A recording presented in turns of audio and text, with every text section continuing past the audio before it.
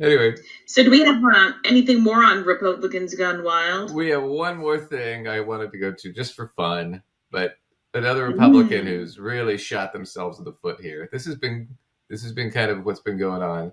But our one of our favorites, Lauren Boebert, the Boebert. So, other than the Beetlejuice fiasco where she got caught vaping and feeling a guy up, and he was feeling her up at the Beetlejuice musical, which we have to reiterate was a matinee. A It matinee wasn't geared like toward this. families and Right, children. more children than adults. Anyway, so that was that. Then she's had a couple instances now, just in the last, few months, where it's been like domestic violence incidents with her ex husband. And she recently had one we covered last week where she's now being potentially being I charged. didn't hit Jason, Right, right? potentially being charged with assault. Well, part of it is she almost lost her election last time in 2022. Things are looking really, really bad for her. So what she did was she packed up her stuff. She said, "Okay, I'm not going to run in that district anymore. I'm going to run in this other district that's much more conservative in Colorado." This is what we call carpet bagging. You pick up your carpet, you take it to another district where you have a better shot of winning, right? So that's what she's doing. And that has already started to go bad for her, even though she just announced it like a week or two ago. Lauren Boebert So is this is Farron. I forget his last name, but he has a show called Farron Balanced. So finding out very quickly that Farron you Cousins. cannot run away from your problems, especially if you don't actually try to run away from your problems. I mean, she went from the 3rd district to the 4th district in Colorado, so literally the neighboring district. Y'all share a border. And voters, her new constituents in that district, are already sick and tired of her, and many of them clearly seem to just straight up hate her.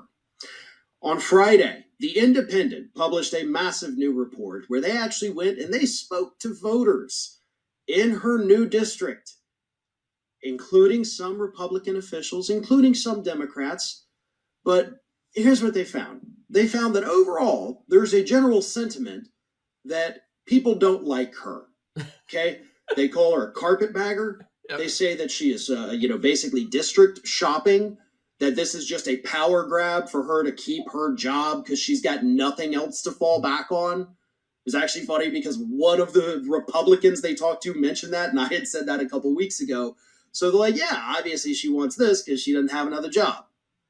But let me read you some of these quotes. This is a local Republican official who said, quote, "You might be shocked at how many people are not happy about it.